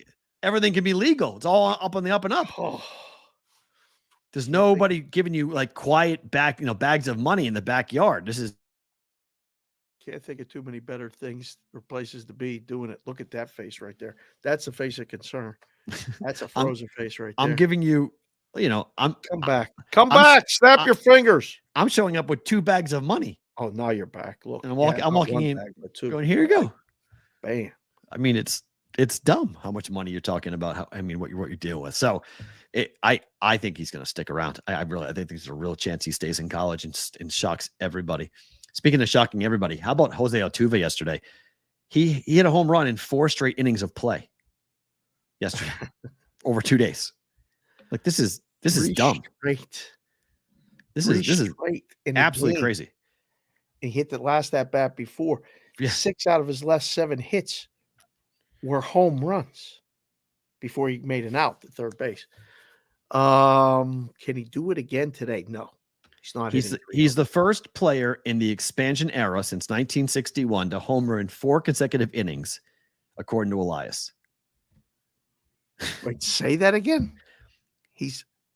Jose Altuve is the first player in the expansion era since 1961 to homer in 4 consecutive innings. He homered in the 9th inning on Monday and then hit a home run in his first 3 at-bats yesterday.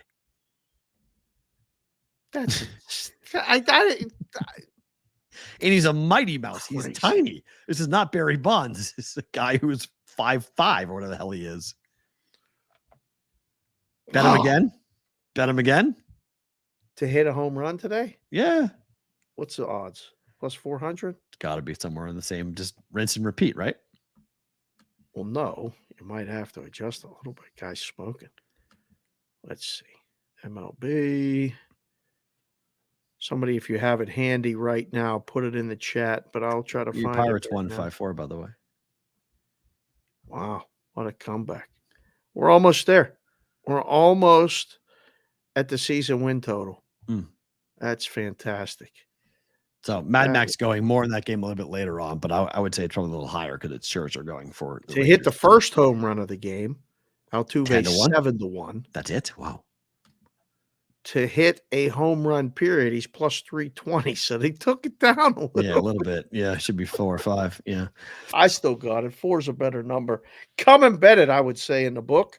He ain't doing it today against Maxey. 71 wins for the Marlins. They've won 5 straight. I need 77, so I'm looking pretty good here. Bet the streak against the Dodgers. 6 straight wins.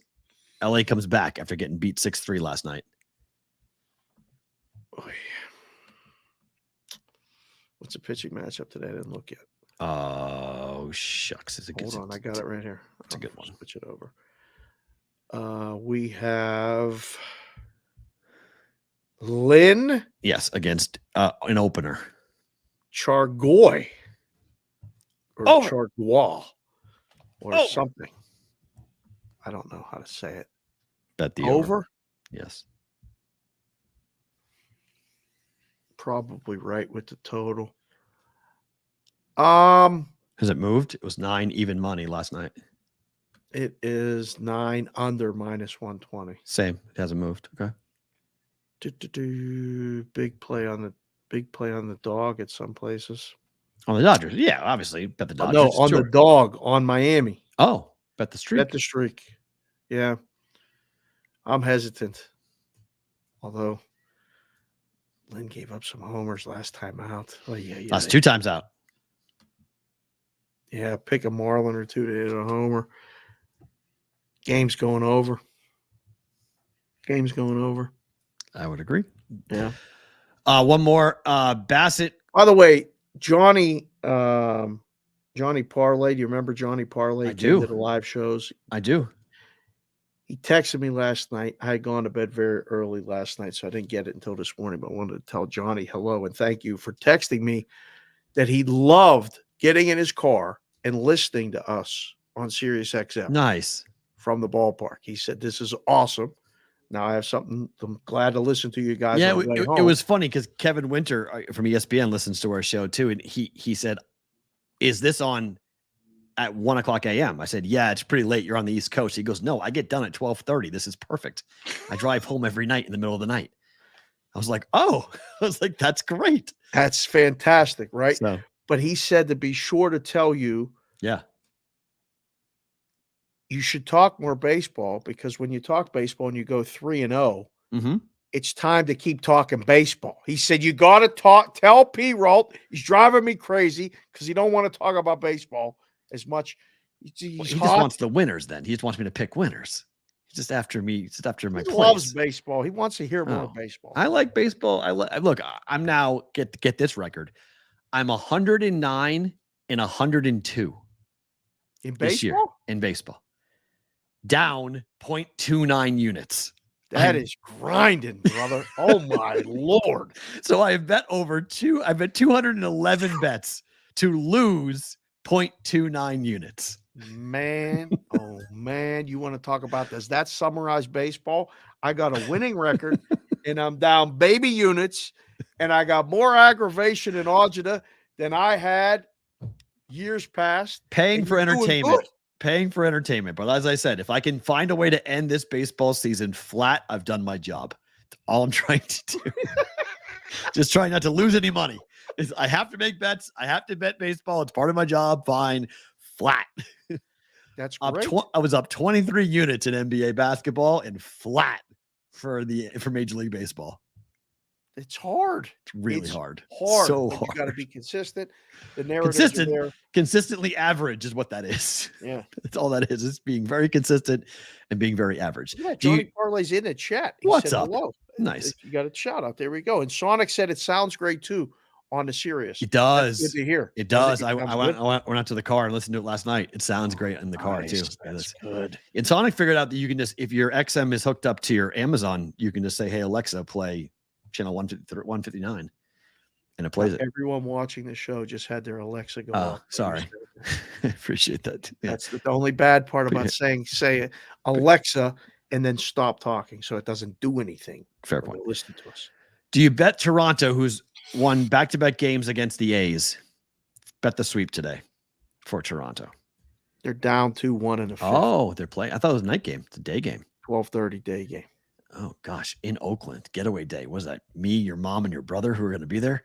Who the hell's in Oakland for a day game against the Blue Jays on a Wednesday? Who is there today? 3,500 total for the 3,500. What do you mean? It's under 1,500. Oh, really? Who the hell is there? They may announce a ticket sale of 2,000 or something, but actual bodies beating hearts in the ballpark? Are you kidding me? Come on. Less than 1,500 people are at that ballpark. I'll go over. Oh, I'll say 2,000 or more. No way. You and I could go play catch in sections and not hit anybody. Swear to 100%. Straight. There's nobody there. No, a Wednesday at 1:30 Pacific time on a Wednesday between the Blue Jays and the A's. Yeah, no one's there. There's Literally a lot no of one's probably there's some Canadian fans and stuff. They got a nice day at the ballpark mid-afternoon. Canadian fans? What are you talking about? Toronto fans? Wrong coast. Yeah. No. Yeah, there's people from Toronto live in the Bay Area use it as an excuse to see a midweek day game special. No. Isn't it better to go to that ballpark during the day than at night? I mean, I guess. I don't know. Night, day, it's a dump whether it's the lights are on or not. It doesn't really change anything. Lights being on might be worse. Sometimes you'll want those lights to be off. You don't want those lights on sometimes. lights come on. It's like, what's this? So what are you talking about right now? Just saying, sometimes it's better with the lights off. It's like it's not good when the lights are on. Sometimes when the sun's not there, that's better. Ugly is ugly, but damn, sometimes there's like that type of ugly. Sunglasses off. Just saying, Bartender puts the lights on. It's like, oh damn, this Oakland A's team is funny. This is bad. This is bad. Listen, you remember them times in college and stuff, or even after college? I had friends of mine that would show up at 12:30 for a reason. They would walk in at 12:30 before the lights came on. They gotta go ahead and go get it before the lights came. At 30 minutes, 1 a.m. last call in Amherst, Massachusetts. There's a bar called Jelly Rolls. Oh God, it was a piano bar in Pittsburgh. It was phenomenal. It was pitch black in the bar. 2 guys playing piano, dueling pianos up front. But if you made it to the last call and then the lights came on, you're like, ruh-roh, I gotta go. I gotta go. I didn't know. I gotta go. I didn't. There's sometimes when them lights come on, you're right. Sometimes it's better in the dark. You're right. Mm-hmm. Let's get better to book it in here.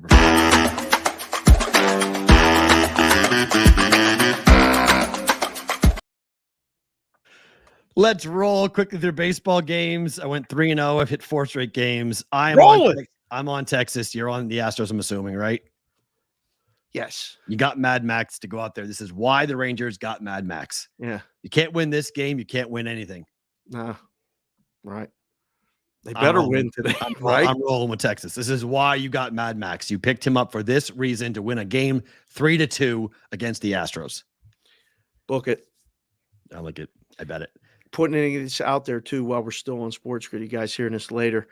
Rainmaker, any locals? We are doing Circus Swim tomorrow for baseball and the NFL games. Very cool. So NFL game, not hang games. out with NFL game, baseball games. Sorry. Oh, okay. I'll swing by. Baseball. Yeah, I'll swing. Yeah. We'll watch again tomorrow night there. Dodgers Marlins over 9, even money. Bet it. I like that one. And then finally, Braves team total over 5.5 is plus money. I like this Atlanta offense against St. Louis, against Dakota Hudson, and against this bullpen for St. Louis. Braves lost yesterday, huh? Mm-hmm. They lost to the Cardinals. After losses, they come back with a really vengeance. Do well after losses. That's Yes, why they they have do. the best record that they do. Yeah. Okay. It scares me, man. This is 5. Like it could be 5. Living dangerously. Got it last night. Roll it. All right, bet it. I got it last night with over 5.5. That's on fine. You're hot. 4 or 4.5. Now it's over 5.5. It's plus money too. So if I lose it, I'm okay with it being plus money. For you guys who are on Sirius XM, thank you for listening to this show. Also, you guys on Sports Grid TV, thank you for watching this show. If you guys want bonus time, it's easy. Go to our YouTube channel, Boston versus the Book, and you will see some extra content to where you guys can actually, if you're in the live chat, you can tell us or ask us a question. I got a question that we're going to get answered here in a second about futures. Oh, good. That we'll do here in just 1 second. But if you guys want it, you can go to our YouTube channel, hit like, subscribe, and all the fun stuff on our YouTube channel, but at Boston versus the Book for you guys on Sirius XM and for on Sports Grid TV. We will talk to you tomorrow. For you guys who are with us live on YouTube and on Twitter, it is time for bonus time.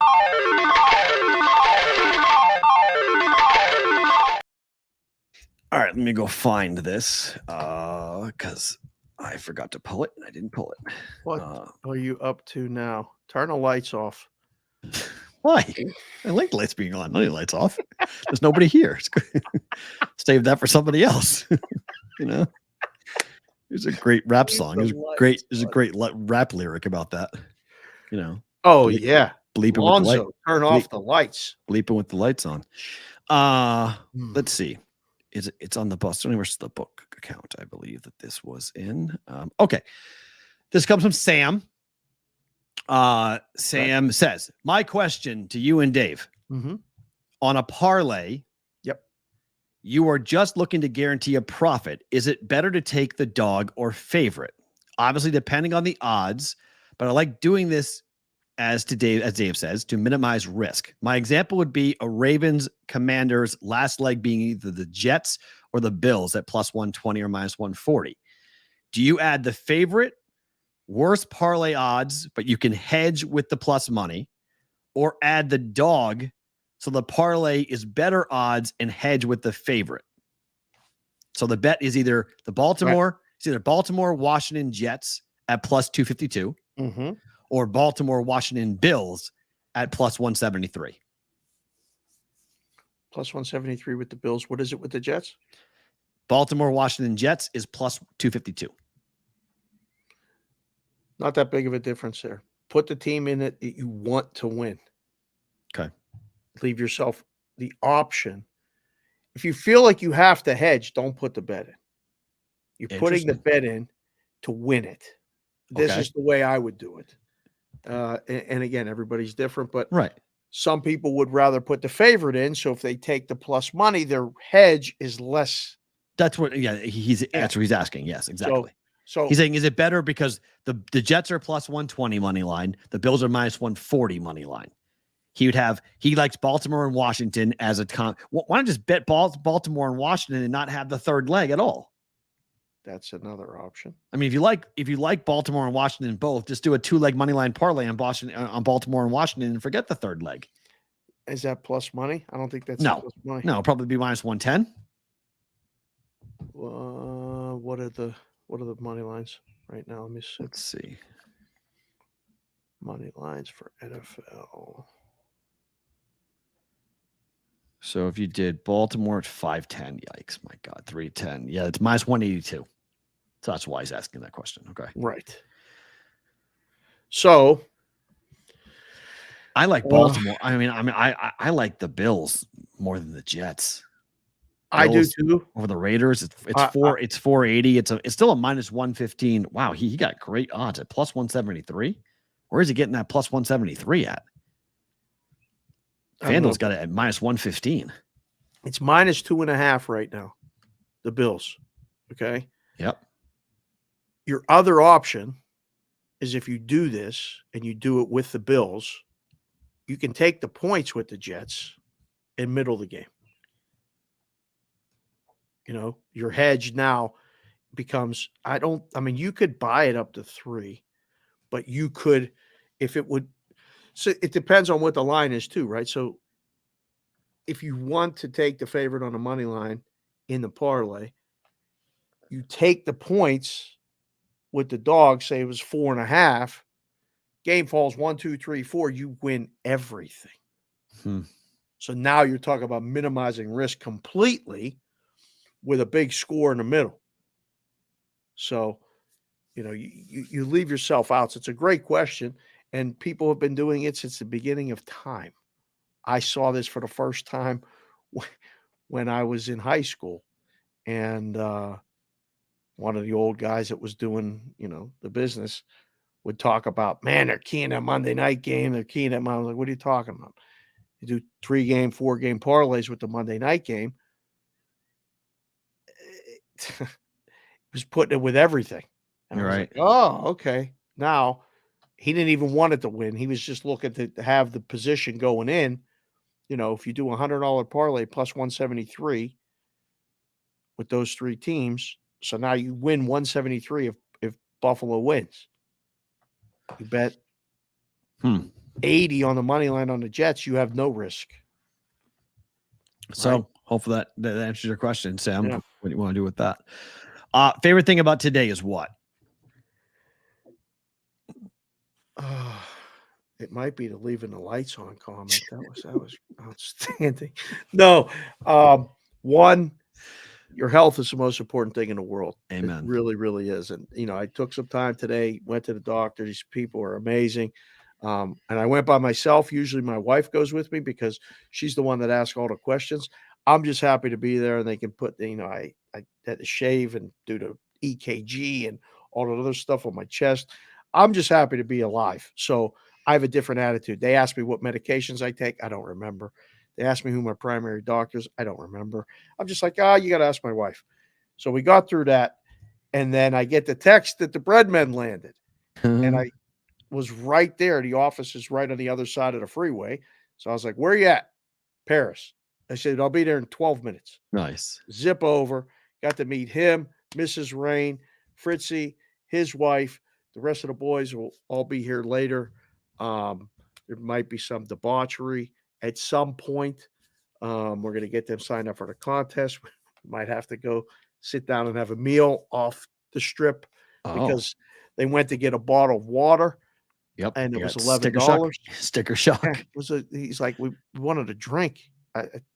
They said the water was so, off campus to get stuff, but it was fun to finally meet him. He's been, watching the show. They're watching it in Manny's back there on Wednesdays. He's here today. So we had the real live roll call. It was already the favorite thing about today. And then tonight, we'll see how the sports grid goes. That could be my favorite thing about today as well, but for different reasons. I'm getting texts from producers right now. My head's going to explode, literally. Oh boy. Okay. And then Friday, me and you were doing the show together on Sports Grid. So get it ironed out. I'm going to work out all the kinks. Get it ironed out before I get there. I'm going to get it all ironed out, and then it's me and you on Friday night. 2 hours over there. In addition to the 2 hours or so, we'll do it'll be 2 hours and then Gabe and then 2 hours. So we'll have over the course of a 7-hour stretch, you'll get 4 hours of us of those 7 hours on Sports Grid. So that may not be enough. I mean, the way this is going, all this content space, there's a lot of people out there making moves. We're making moves, boys. Just stay with us. This is very true. My favorite thing about today is I get to go to campus. I get to go teach today. I'm looking forward to seeing the class. Things kind of ramp up today. So it's class number 3. So we start to really pick up. After a holiday break, you're going to have to reintroduce yourself. Well, I mean, they had class yesterday, so I'm not getting them right afterwards. Luckily, they went to school like Tuesday, so I'm going in on Wednesday. But it's cool because, one, I have a football player in my class. He gets on a plane, so he's not going to be in class today because they're flying to Michigan to play Michigan. And then my other student is the lead photographer for the student newspaper who's being sent out there to shoot the game for the student paper. So she won't be in class. So it's pretty cool that I got students who will come back with cool stories and I get to watch the game. Michigan's going to beat UNLV by 100. It's going to be really bad. It's going to be really bad. They're going to beat them by 100. But it will be fun just to watch UNLV just say, hey, that's What's cool. the total on that game right now? I have no idea. Hold on. I'm going to give it to you right now because we might have a UNLV team total play under. The line is 36 and a half, 37 in some places. The total's 58. Yeah, you may need to go ahead and lay that. Friday on the grid, we're on from 5 to 7 Pacific, 8 to 10 Eastern. Yes. Number 41 is Rashad Tanner, is the kid in my class, by the way, in case you're curious. He's from Hawaii. I've got 3 kids in my class from Hawaii. Really? Unbelievable. Yeah. It's huge. I mean, when they say the 9th island, it's no joke. We got a couple people signed up for the contest from Hawaii. This is great. Believe me, if we're going to get aligned with some people, let's do it with I love the Hawaiian people. Hell yeah. Go to a show. Let's go do a BVB. Let's go. Hawaii. Let's go. Absolutely. Guys, thank you for being here. We appreciate every one of you. It's a big week. We got football tomorrow to break down Chiefs and the Lions. We'll talk Lions. We talk Chiefs today. We'll try to talk Lions tomorrow so we can get somebody on in Detroit to come on over and talk about the Lions team a little bit with us. But we have our Detroit guy. We do? Yeah. Oh, okay. So we'll have a Detroit guy tomorrow talking about the Lions. Fratto. Oh. He's the Detroit guy. He's still got all his people in the building over there. Oh, beautiful. Okay, awesome. So we'll do that tomorrow. Break down Lions and the Chiefs for Thursday night football, and then head off to a big weekend with the Roll Call Friday. Dave, Matt, talk to you tomorrow for a Thursday's BVB.